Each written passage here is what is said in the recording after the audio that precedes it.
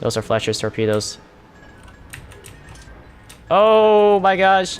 Oh no, no, no, no, no, no, no, no, no. Oh my gosh. Clap, clap, clap, clap. That's a good one. That is a good one. Kagero, that was a good joke. I give that joke 10 out of 10. He got me. Hey, what is going on, you guys? Admiral Tori here, and welcome aboard for another World of Warships video on my channel. In today's video, we're gonna be selling the Tier 8 Taiwanese premium destroyer, the Luoyang. So the Luoyang, today's gameplay, well, in terms of me playing the Luoyang, because we're gonna go live with the Luoyang rather than a post-game commentary, we're gonna be playing the support role because sometimes I just feel like playing the support. Seems to me that 99 to 100% of people's mind is always about doing damage and doing the best in this game. So this particular gameplay, if you're looking for damage, we probably won't get that goal, but hopefully we can do a lot of objective plays and of course some support and escorting with the Luoyang. The reason why I picked the Luoyang is because the Luoyang is formerly the Benson-class destroyer, if not the original Benson sold to the Taiwanese. If you don't know the story, the United States of America had an excess amount of ships during World War II because World War II is considered one of the largest warfare conflict, meaning that the United States cranked out a lot of ships that were considered outdated after the war, and a lot of the ships like the Des Moines-class cruisers or like the Garing-class that were supposed to participate in World War II, which are much more advanced than the previous destroyer class like the Bensons, for example, which we have here. Doesn't seem that they really need a excess amount of destroyers, especially in post-World War II of the United States of America, of course, because the United States was booming. They had a lot of money in reserve, and of course, the United States was fighting in the Korean War. They participated in the Vietnam War, and what the United States did was that they might as well sell some of their old ships to countries that they were considered allies to the United States. Now, this is a period of time what we refer as the Cold War, the longest warfare that any nations, if I recall correctly, fought. Maybe the 100-year war might, go beyond it, but the Cold War has a really awkward war. It's a war of psychology rather than a war on fighting each other. With the Vietnam War, the Korean War, those wars are referred as proxy warfare, and that is a term that people throw around in history because that war wasn't a direct war with the United States and the Soviet Union.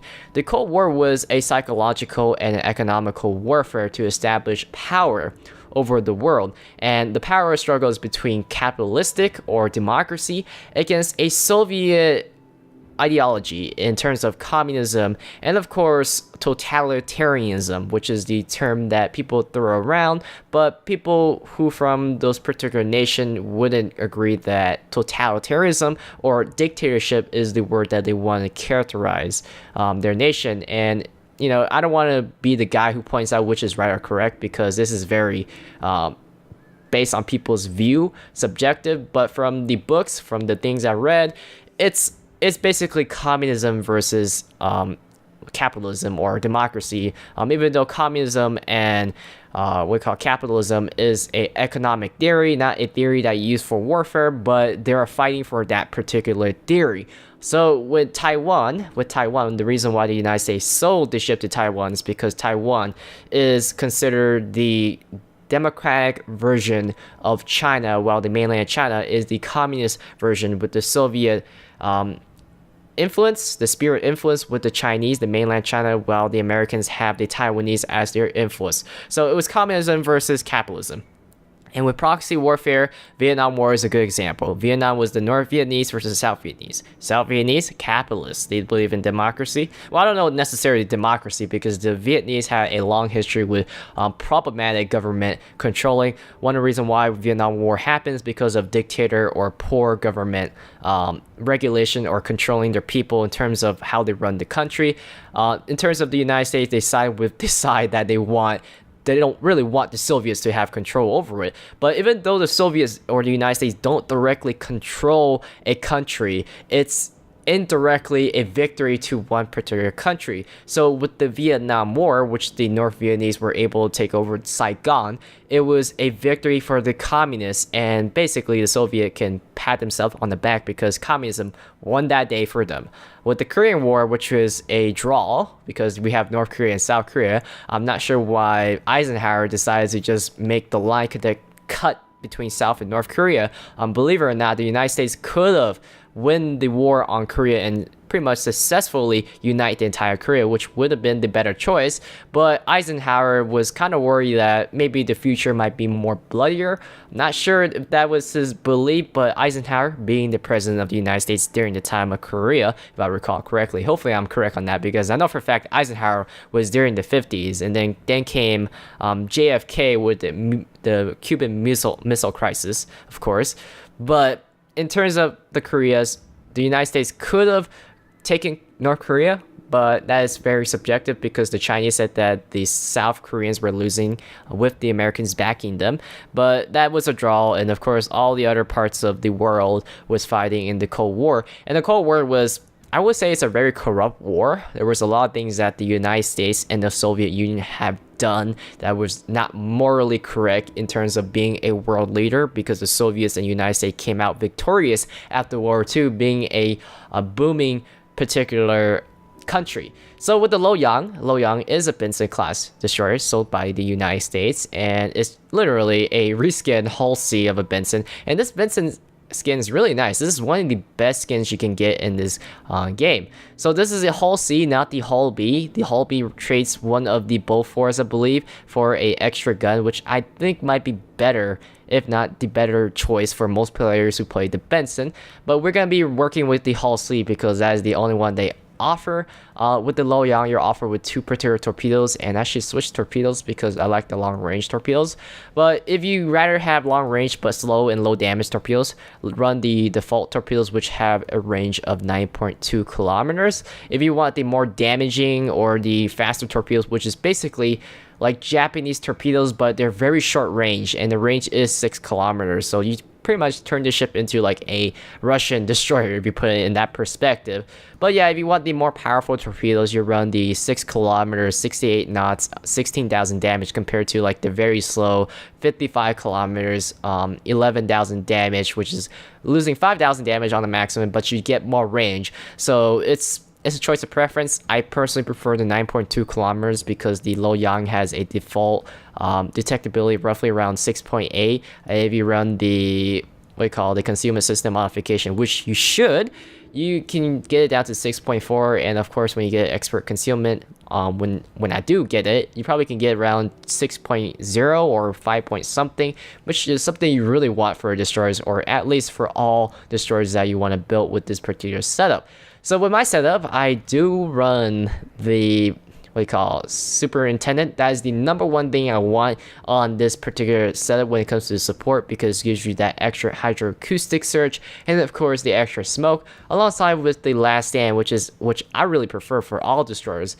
Even though it's nice to have a faster turret traverse speed, this is a Benson. American turrets traverse very fast. You don't really need overkill with the turret traverse speed, so you might as well get last stand, because last stand is more useful, because at least you can continue to move even though your engine is knocked out, or continue to steer not into an island even though your rudder is knocked out until your damage controls comes up again.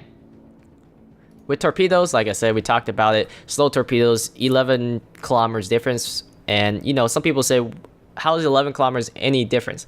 Well, it can mean day and night, because 9.2 kilometers, 55 knots, the battleships had to be very oblivious to sail in a straight line, meaning that they haven't spotted you and they are unaware of your torpedoes in the water. But once they see it, it's as simple as taking from full speed to 3/4 speed, and you can easily dodge a Loyang or any Benson torpedo at 55 knots, or maybe half speed to be more safe.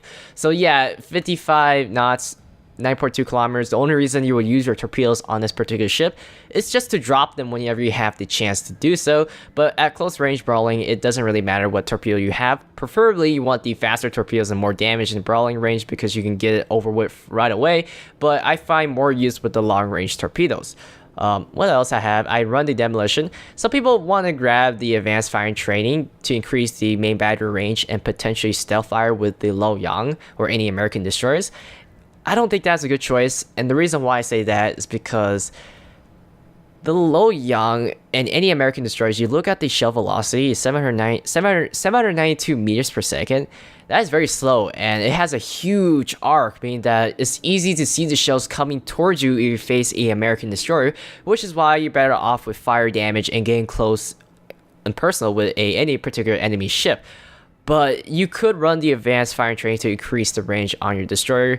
I don't see why you should, because it's a positive effect on your destroyer, but personally, you want more fire and you're more close range with the Lo Yang rather than long range engagement. And that's what destroyers are all about, the front lines. So you might as well get the demolition expert to set other destroyers on fire or set battleships on fire more easily with the 3%. And the 3% can mean day and night sometimes, but if you're really good with your aim, you can definitely use the Lo Yang. But in most cases, you can literally see a rainbow of HE across the map at 13 kilometers if you run the advanced firing training. It's really easy to dodge. The only time I can think of a situation where the 13 kilometers is useful is that if you're really good with your lead, if you have the feeling that you know how to lead the shells at 13 kilometers, I applaud you for that, because I have a troublesome time adapting to that idea, considering that I switch between battleships, cruisers, destroyers, and whenever I do play aircraft carriers for a bot game, yeah, I don't really main destroyers, so I don't find the need to have the advanced firing training for the destroyer. And the second reason you might run is if you get in the higher tier matchmaking, you're going against battleships who happen to be stationary most of the game, then yeah, it might be very useful to be 13 kilometers away and stealth firing with the Lo Yang. Most case scenario, you don't want to do that, because since I'm playing support, I'm going to be on the objective, meaning that I'll be closing the distance against any destroyers or any battleship, which makes the advanced firing training obsolete to me. So personally, I run the demolition expert because I want to set fires on battleships and of course destroyer. But that's depends on people's preference. I have tried the advanced firing training on the Blitz Kawika.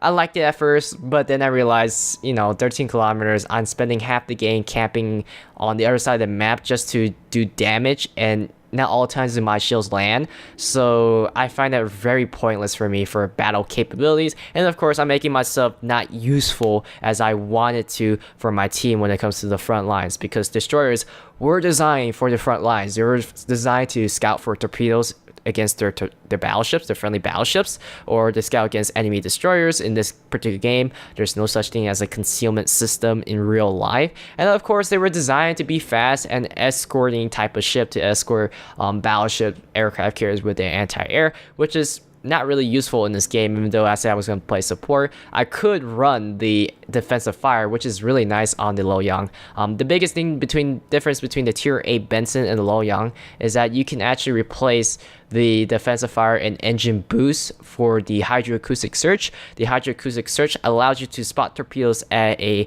reasonable distance, much earlier than usual, and especially being a destroyer, which makes you much more maneuverable and lower chance of being spotted, you can actually see the torpedoes come towards you, so it's good for brawling. You can also use it in a situation where you can pop the smoke and then use the hydroacoustic search, because in order to see the target, you can't be in the smoke, or you have to have a friendly ship to spot the enemy target. And there's cases where you're in the smoke and you can't see the enemy, and nor does your friendly team spotting the enemy, so you kind of can't really use your smoke to be a battle capable ship. But if you have hydroacoustic search up, which is only useful when you brawl against ships that are close enough to your smoke and they can't see you on the other side of smoke, then yeah, hydroacoustic search very useful, and you can drop torpedoes while you're waiting in the smoke against the enemy ship. Or you can go scout against enemy destroyers. For instance, if an enemy destroyer happens to be in the smoke on the objective cap and they don't know that you're there because you're not spotted yet, you can get near the smoke, which is close enough, pop the hydroacoustic search, drop torpedoes on them, they'd be surprised and start shooting at them. That is how really useful hydroacoustic search. I do like hydroacoustic search, so we might as well pop that as a let's not do that. Yeah, let's buy it with the coins, but grab hydroacoustic search. You can also grab the damage control. The only reason I have these as defaults because sometimes I don't run them due to the fact that I use it as an economic ship to make coins. I value smoke, number one.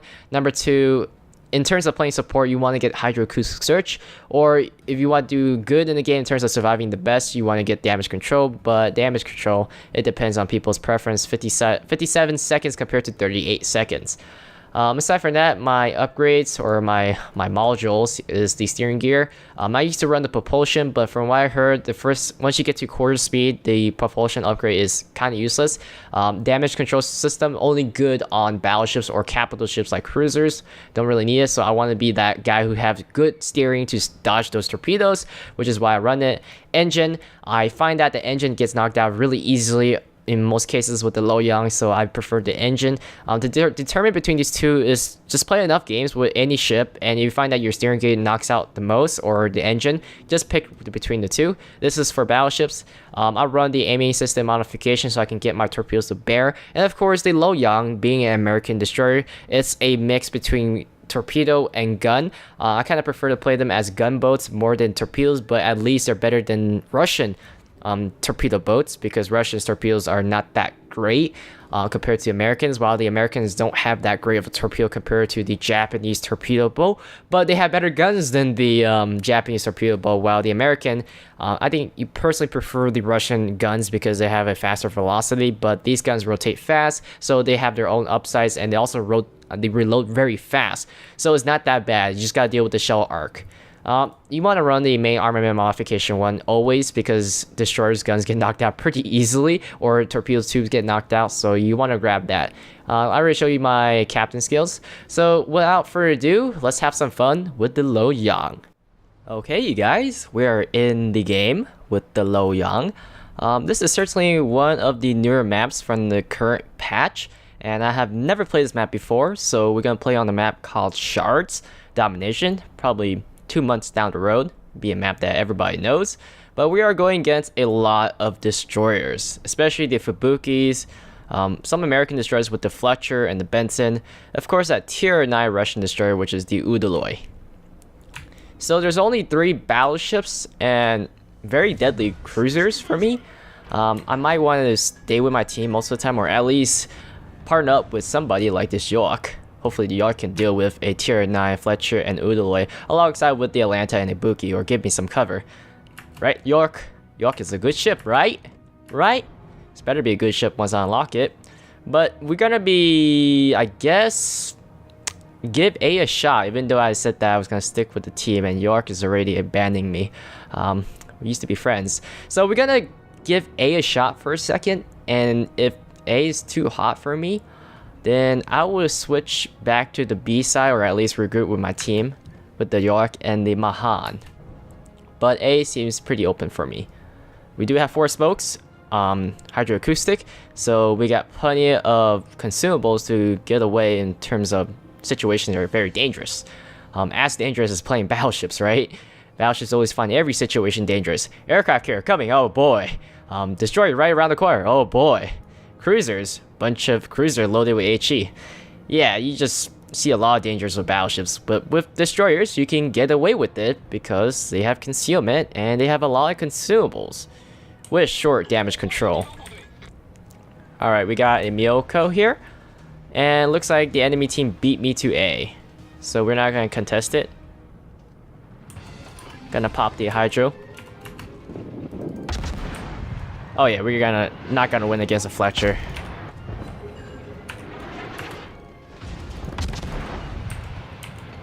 Let's pop the smoke here. Oh, Uloy and a Fletcher. Definitely not gonna win that fight.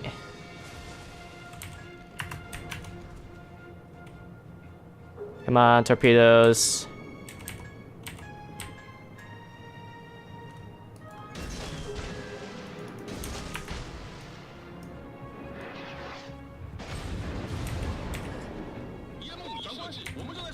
Let's damage control the engine.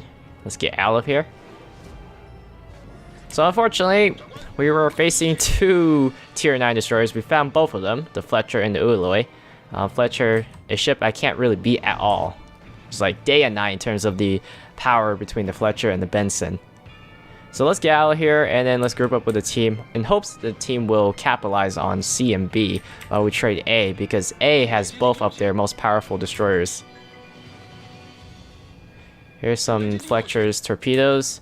Let's go around this island. Kind of hope I was hit the Fletcher with the torpedo, but he's not falling for that. By this tier, I'm pretty sure most people got an idea what the enemy destroyers would do. Drop torpedoes in a predictable direction, or at least scatter them in hopes of hitting something, which I try to do. Scatter them all over the A site. So it seems to me that we lost a Fubuki already. We got only one destroyer on B, which he is the closest to the Udaloi, tier 7 Mahan. So he won't survive that long. Let's get around this island and swing towards B. Looks like most of their weaker destroyers are on C. I was assuming the Fletcher and Udaloi, at least one of them spawned on C, but I was mistaken. Oh, actually, there's a Fubuki here, so there was 3 destroyers.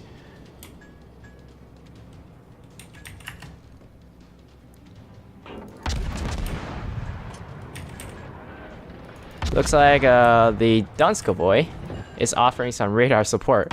If you guys are curious why we were able to spot this Fubuki. Yeah, Fubuki is a little bit screwed. Let's drop some torpedoes. That Fletcher should be still there, so let's stay away for a second.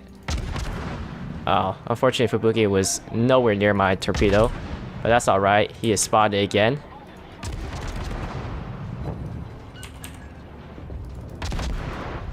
I feel really bad for the Fubuki. Yeah, he was kind of screwed.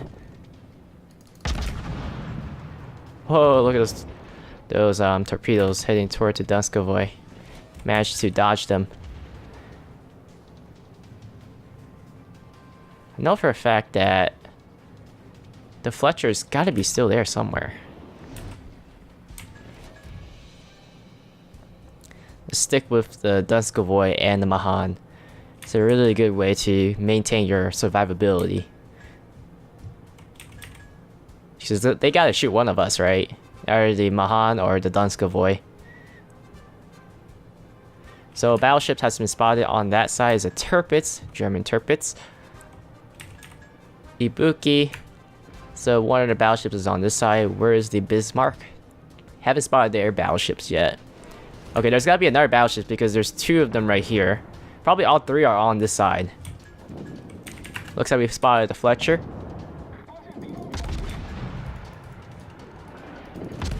Let's try to gang up on the Fletcher. A priority target must be taken out.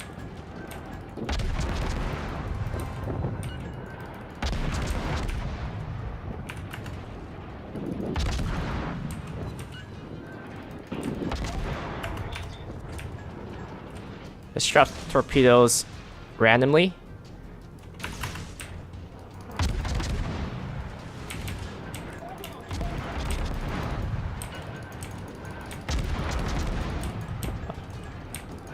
Looks like we're gonna run aground here. Alright, let's pop the smoke, because there's a vehicle over there. I hope he doesn't notice me. Hit the hydroacoustic. Vehicle has torpedoes. There's a good chance that he might drop the torpedoes. And unfortunately, we weren't able to kill off the Fletcher yet. Maybe I should drop my torpedoes way more backwards. Mainly because the torpedoes are slow. Or maybe we hit that Tirpitz. That'd be nice. Dunskovoy coming right around the corner. Wait, I see somebody firing. I don't know where. Is that it? Let's take a guess here. Oh yeah, there he is.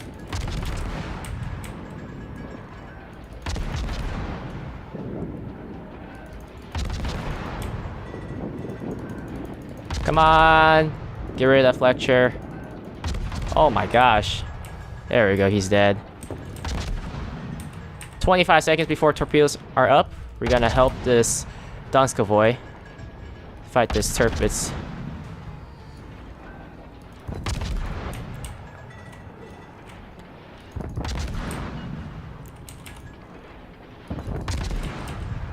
I'm gonna let the Turpus try to slide past me so I can get a really good angle for a torpedo run here. Gonna wait for him to determine his route. It looks like he is set. Hopefully he doesn't run the island while my torpedoes are on their way. Aim for a superstructure. Oh, I have AP loaded. Oh, that is beautiful. Beautiful torpedo run. He is over. What? 4? Oh, I thought I had more. My smoke should be clearing up any moment now. Come on, let's kill him. Try to hit for his torpedoes. He can potentially drop torpedoes on my position. Oh, unfortunately, he took out our Dunskavoy.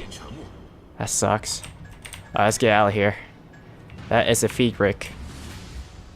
Friedrich has pretty deadly secondaries, like no joke. If a Bismarck has good secondaries, Friedrich is no exception, so we're not gonna fire on him yet.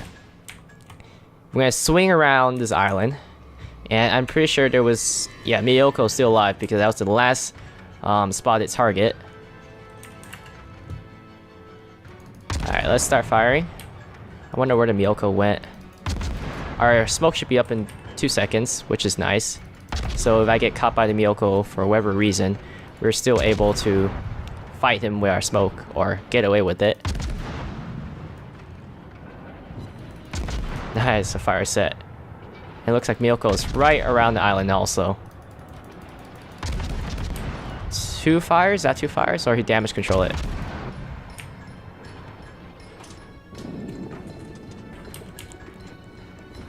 Let's let our guns speak silently for now, because I don't want to let the Miyoko know we're here. Oh shoot, that is Atlanta. That is a Atlanta.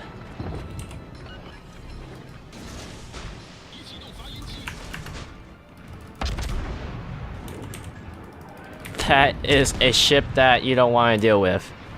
So let's turn around, get around the island right away, because Atlantas, no. I already did my Atlanta video. I already told you guys what Atlantas can do with any tier destroyer. So we're gonna drop our torpedoes right away, and Atlanta used his radar, which is why I want to get around the island right away. He is right there. You can see his shells coming at me. Oh no, North Carolina is... Can we get a torpedo hit? No, we can't. Oh, we actually got 1 torpedo hit. That's nice. So just drop your torpedoes whenever you can. Don't try, like, you know, try really hard to get a torpedo run. Just get them down as fast as you can and then hope that you hit something. I mean, it doesn't mean that you can just throw it right away in terms of not trying to aim, but don't try too hard like you're playing a Japanese destroyer. Get it down and get moving and use your guns. And your smoke, of course. So let's zone out these 2 cruisers and then maintain our dominance on the side of the map. Focus the Friedrich. He is the highest tier ship in this game currently, after the Udaloy and all the other ships were sunk. And there's the Atlanta.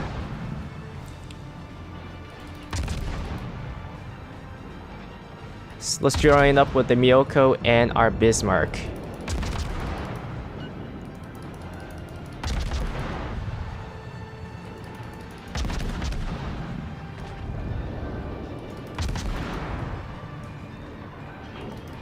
Looks like I'm not giving enough lead. Just keep firing. It's very fun to fire these guns. Just the high fire rate.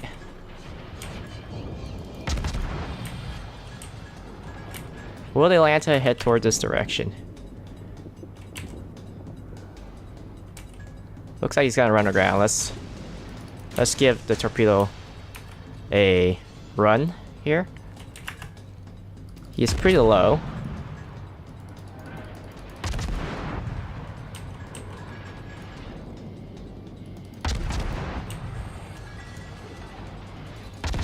Actually, let's group up with the Bismarck.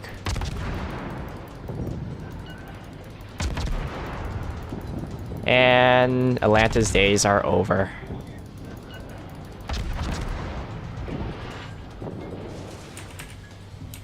Where's the Bismarck? Alright, Bismarck is over here. Surprisingly, the Miyoko hasn't fired at my position. Okay, speaking of the devil. Yeah, that one really stuck out for me. The moment I said that he hasn't fired at me, he has done a great deal amount of damage.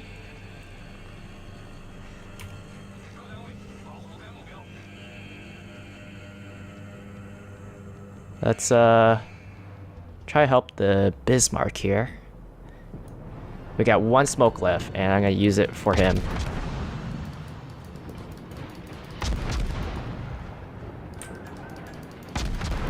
Her guns are a little bit aimed at me. They still have an Ulloy. 1.7k damage.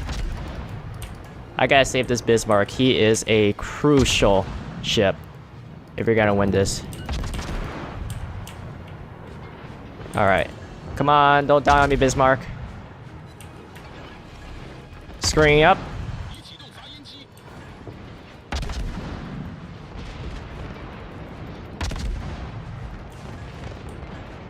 Not yet, he still has repair. And secondaries from the Friedrich is going off.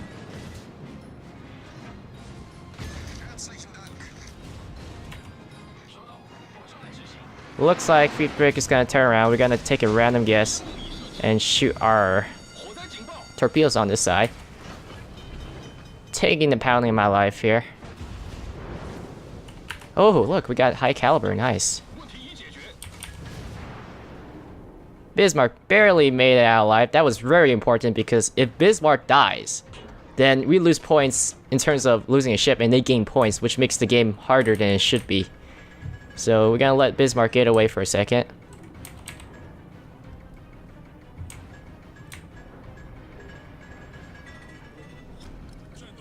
So he safely got away. Hopefully he has more repairs. Right now the enemy team is, at this point, struggling to get some caps.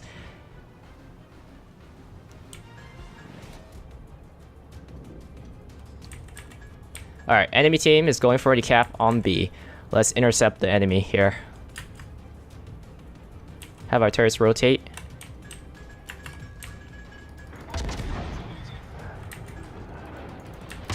Let's focus the Miyoko. Why? Because he's easier to hit than the Udaloy. Russian destroyers, man, they are so fast. Oh, I managed to set another fire.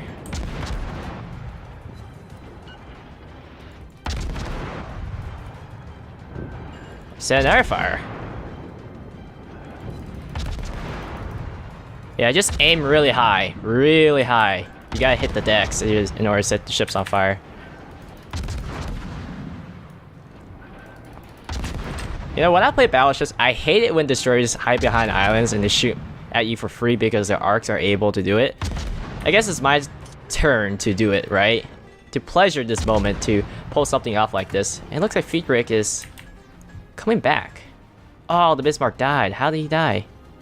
Oh, it doesn't matter. Hopefully we can win the game.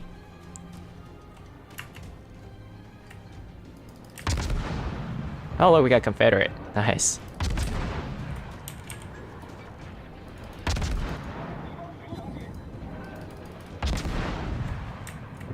This is probably my most favorite destroyer.